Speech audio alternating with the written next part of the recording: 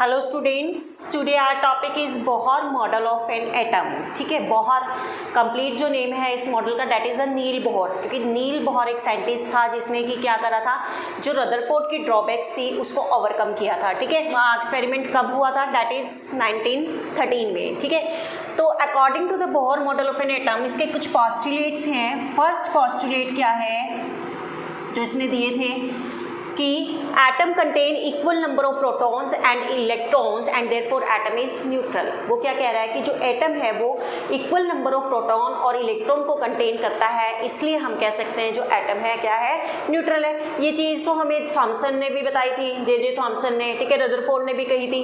तो यही बात वो कह रहा है कि अगर आपके पास जो एटम है वो न्यूट्रल क्यों है, क्योंकि इसमें जो नंबर ऑफ इलेक्ट्रॉन्स है वो किसके इक्वल है, नंबर ऑफ प्रोटॉन्स के। सेकेंड पोस्टुलेट उसने क्या दिया, electrons are revolving around the nucleus in circular path. ठीक है, अभी तक आप रदरफोर्ड मॉडल में पढ़ के आए हो।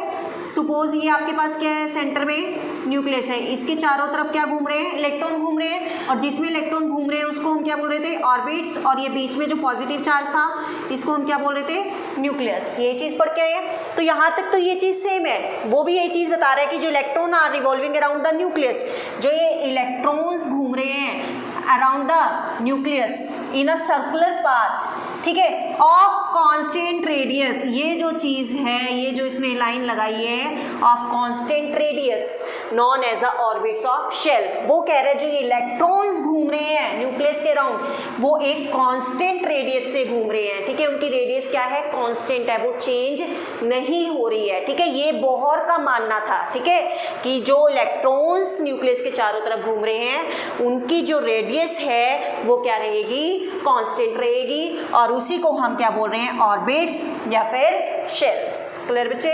नेक्स्ट थर्ड पोस्टुलेट उसने क्या दिया, electrons when revolve in orbit neither lose nor gain the energy. कि जब इलेक्ट्रॉन क्या करता है, ऑर्बिट में घूमता है, जैसे यहाँ पर ये इलेक्ट्रॉन है किसी ऑर्बिट में घूम रहा है, तो ना तो ये एनर्जी को लूज करता है और ना ही गेन करता है। Hence these orbits are called the stationary orbit. इसलिए इनको क्या नाम दे दिया जाता है, स्टेशनरी ऑर्बिट, या फिर आप क्या नाम दे सकते हो इसको, that is energy shells. That is called the energy shells. Clear बच्चे। मतलब क्या है इसका कि means energy of electron does not change with time, कि टाइम के साथ साथ जो इलेक्ट्रॉन की एनर्जी है वो चेंज नहीं होगी, और इसीलिए जो बोहर कह रहा है वो क्या कह रहा है कि एटम क्या है, स्टेबल है। जबकि आपको पता है रदरफोर्ड इस चीज़ को एक्सप्लेन नहीं कर पाया था, क्योंकि रदरफोर्ड में यही ड्रॉबैक आई थी। जो मैक्सवेल था उसने क्या कहा था कि जो इलेक्ट्रॉन्स है अगर वो क्या है, घूम रहा है, घूमते घूमते उसकी एनर्जी लूज होगी तो नेचुरल सी बात है वो क्या है, इलेक्ट्रॉन को किसके अंदर गिर जाना चाहिए, न्यूक्लियस के अंदर, और अगर ऐसा हो गया तो एटम क्या हो जाएगा, डिस्ट्रॉय हो जाएगा। ठीक है, जो चीज़ पॉसिबल नहीं है। जबकि यहाँ पर ये क्या कह रहा है कि जो इलेक्ट्रॉन्स घूम रहे हैं वो ना तो एनर्जी को लूज कर रहे हैं और ना ही गेन कर रहे हैं। इसीलिए यहाँ पर जो बोहर मॉडल है वो क्या कह रहा है कि एटम क्या है, स्टेबल है। ठीक है, तभी तो इलेक्ट्रॉन क्या है, एक फिक्स्ड एनर्जी से घूम रहा है पर्टिकुलर ऑर्बिट में। क्लियर है, ये तीन पोस्टुलेट, इतना नोट करो, फिर आगे चलते हैं। अब नेक्स्ट पोस्टुलेट देखिए बोहर ने क्या दिया था, the centripetal force required by the circular motion of an electron is provided by the electrostatic force of attraction between the nucleus and electron. ठीक है, देखिए इसको हम कैसे समझेंगे।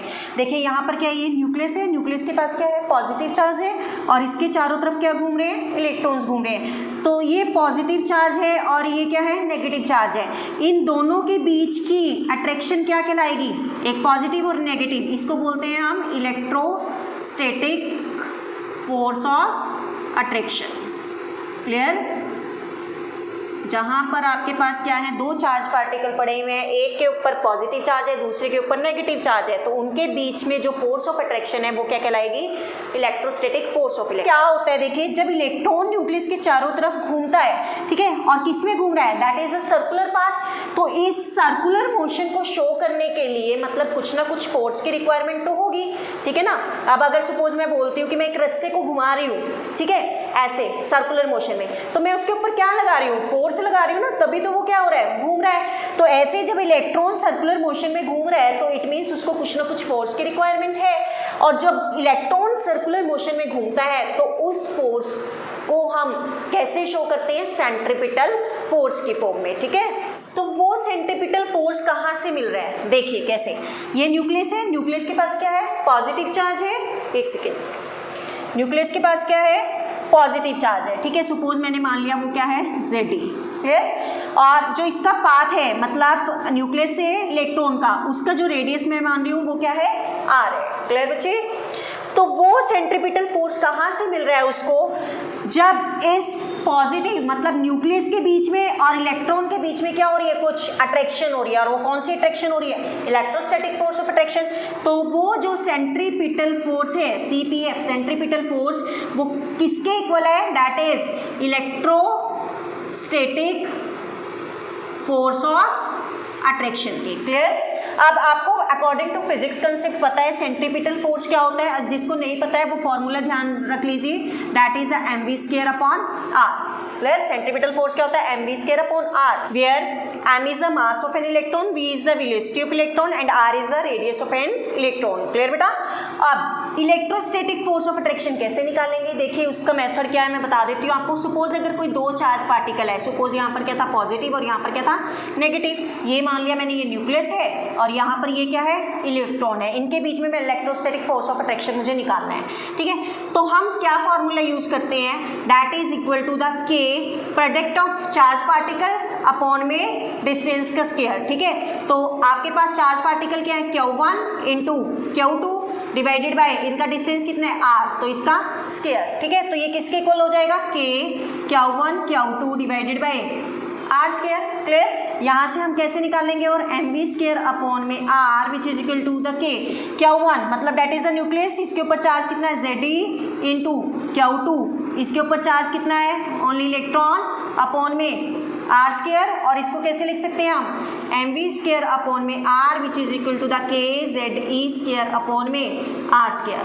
मतलब that is the centripetal force required by the circular motion of an electron is provided by the electrostatic force of attraction between the nucleus and electron, clear बच्चे।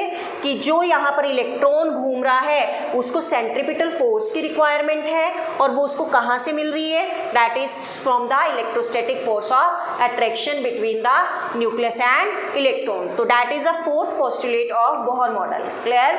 चलिए यहाँ तक नोट कीजिए, फिर आगे चलते हैं।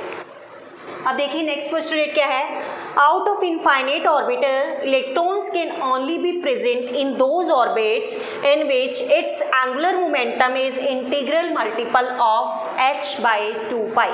ये कैसे समझेंगे हम, देखिए। अब वो क्या कह रहे हैं कि सपोज आपके पास ये न्यूक्लियस है, इस न्यूक्लियस के चारों तरफ क्या है, इलेक्ट्रॉन्स घूमते हैं और उनको क्या नाम दिया जाता है, ऑर्बिट्स का। तो बेटा वो ये कह रहा है कि वो जो ऑर्बिट है वो इनफाइनाइट हो सकते हैं, ठीक है। इनफाइनाइट का मतलब है कितने भी हो सकते हैं, बट इलेक्ट्रॉन वहां पर घूमेगा, उस ऑर्बिट में घूमेगा जहां पर क्या होगा, एंगुलर मोमेंटम होगा, क्लियर। जहां पे क्या होगा, एंगुलर मोमेंटम होगा, क्लियर। अब आपको फिजिक्स में पता होगा एंगुलर मोमेंटम क्या होता है, पता है। तो चलो हम बताते हैं यहाँ पर एंगुलर मोमेंटम क्या होता है, ठीक है। एंगुलर मोमेंटम क्या होता है, जब कोई पार्टिकल ट्रांसलेटरी मोशन शो कर रहा होता है, मतलब इस तरीके से स्टेट कोई मूव कर रहा है, तो वहाँ पर जो पार्टिकल मूव कर रहा है उसका मास इनटू वेलोसिटी, मतलब product of mass and velocity क्या होता है, that is called the momentum. Momentum को हम रिप्रेजेंट करते हैं p से, क्लियर। तो ये तो बात है स्टेट में। अब मैं बात करती हूँ अगर कोई पार्टिकल सर्कुलर मोशन में मूव कर रहे हैं, ठीक है ना, सर्कुलर मोशन में, ठीक है। जैसे इलेक्ट्रॉन है, हम कह रहे हैं सर्कुलर मोशन में मूव करते हैं, ठीक है।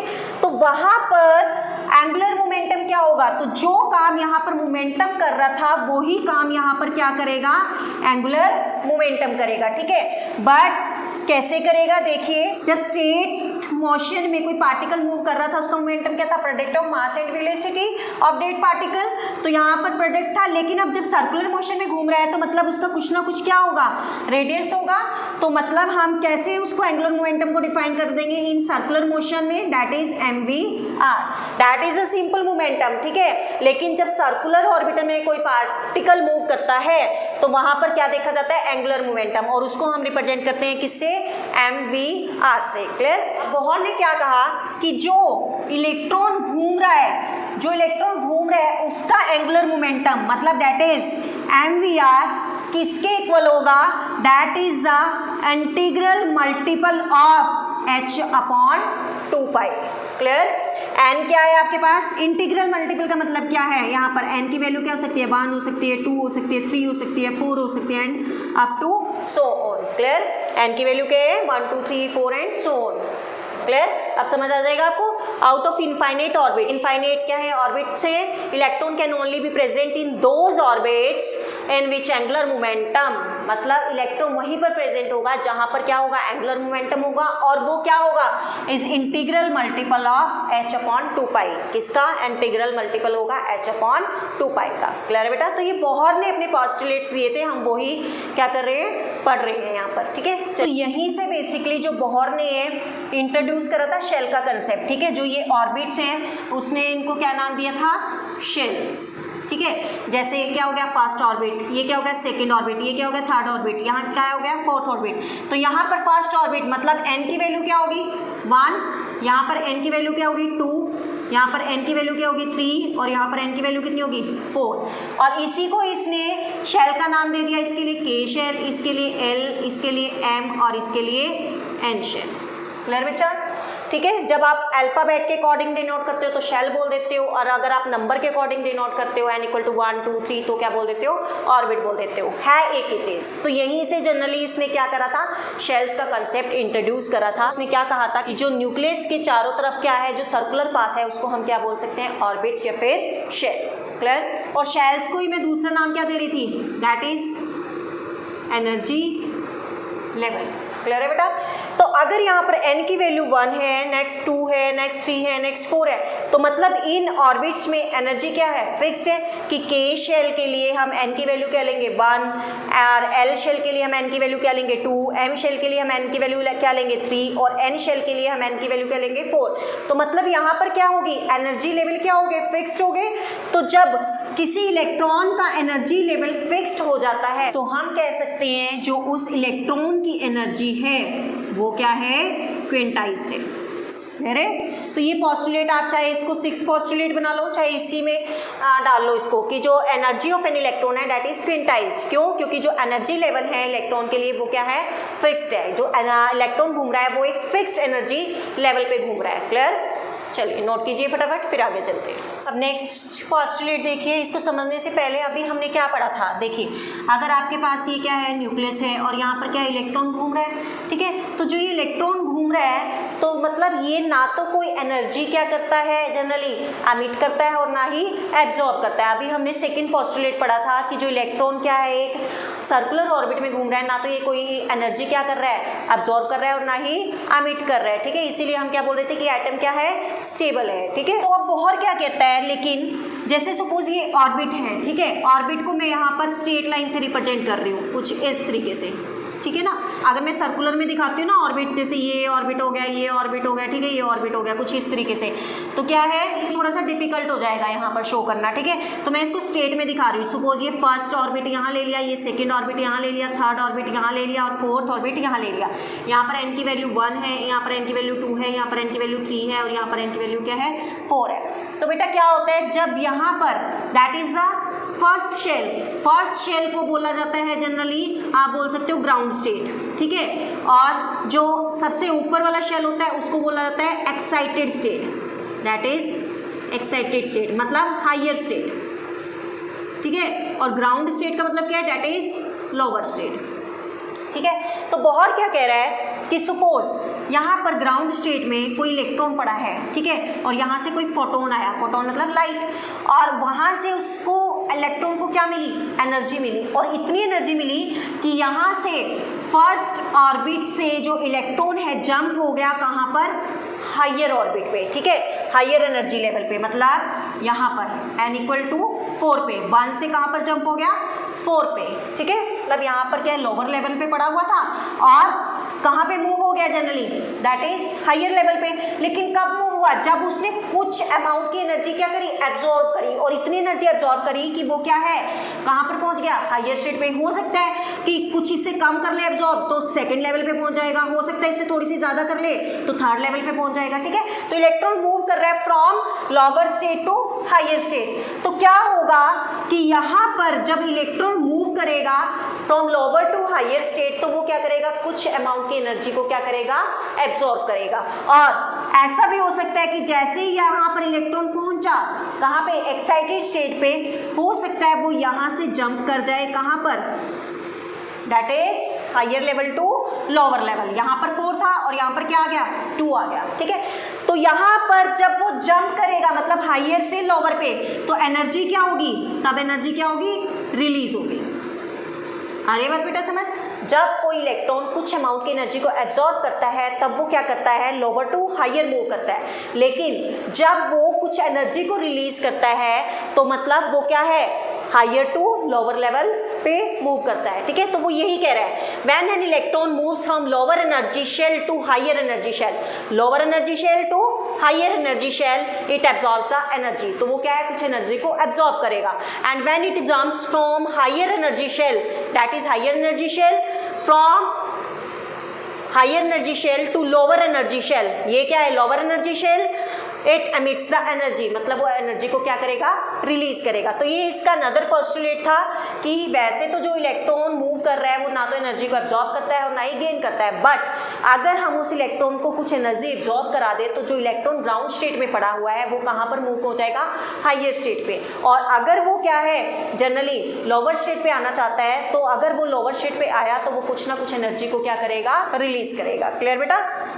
अब उस एनर्जी को हम कैसे देखेंगे, द एनर्जी एमिटेड और एब्जॉर्ब की, कितनी एनर्जी एब्जॉर्ब हुई है या कितनी एमिट हुई है, is equal to the energy gap between the 2 energy shells. वो कैसे देखेंगे हम कि 2 एनर्जी शेल के बीच में कितना गैप है। देखिए कैसे, तो जो एनर्जी एमिट या एब्जॉर्ब हुई है, जैसे आपके पास यहाँ पर क्या था, ये ग्राउंड स्टेट और ये क्या था, हायर स्टेट। यहाँ पर एन की वैल्यू कितनी थी, 1 और यहाँ पर कितनी थी, 4। तो मैं कैसे निकालूंगी यहाँ से, डेल्टा ई, डेल्टा ई मतलब चेंज इन एनर्जी, कितना चेंज हुआ है। यहाँ पर हायर स्टेट कितनी है, 4, मतलब एन की वैल्यू कितनी है, 4, तो E4 माइनस, और ग्राउंड स्टेट की वैल्यू कितनी है, E1। तो यहाँ से मैं ये किस केस में निकाल रही हूँ, जब एनर्जी एब्जॉर्ब हो रही है, मतलब जब इलेक्ट्रॉन आपका एनर्जी एब्जॉर्ब करके from lower state to higher state क्या कर रहा है, मूव कर रहा है, ठीक है। इन केस अगर मैं कहती हूँ कि जो इलेक्ट्रॉन है वो जंप करके हायर स्टेट से लोअर स्टेट पे आ रहा है तो वहाँ पे मैं एनर्जी डिफरेंस कैसे निकालूंगी, ठीक है। जैसे यहाँ पर इलेक्ट्रॉन कौन से इस पे पड़ा हुआ था, 4 पे, हायर स्टेट ये थी, और आ किस पे गया, वो 2 पे, या फिर मैं कहती हूँ किस पे आ गया, 3 पे आ गया। तो इस केस में हम एनर्जी डिफरेंस कैसे निकालेंगे, that is E3 minus E4। Clear, क्योंकि आया किस पे, थर्ड पे, तो इसमें से वो डिफरेंस को हम माइनस कर देंगे, कितना, जो कि 4 पे था। क्लियर है बेटा। अब बेटा यहाँ से जो ये रेडिएशन एब्जॉर्ब कर रहा था, ठीक है, इन रेडिएशंस की कुछ फ्रीक्वेंसी होगी, कुछ वेवलेंथ होगी। तो जो वेवलेंथ होगी, वेवलेंथ को हम रिप्रेजेंट करते हैं लैम्बडा से। जो वेवलेंथ होगी वो क्या होगी, ये जो वेवलेंथ होगी वो डिपेंड करेगी किसके ऊपर, इस एनर्जी डिफरेंस के ऊपर। क्लियर है। एक चीज़ आपको यहाँ से ये ध्यान रखनी है, कर लोगे। चलिए यहाँ पे ये हमारे कुछ पोस्टुलेट्स से बोहर मॉडल के जो आज हमने पढ़े हैं, ठीक है। यहाँ पे हम अपनी ये क्लास ख़त्म करते हैं। नेक्स्ट लेक्चर हम नेक्स्ट वीडियो में डिस्कस करेंगे। कोई प्रॉब्लम होती है, you can do comment and ask. Okay, thank you.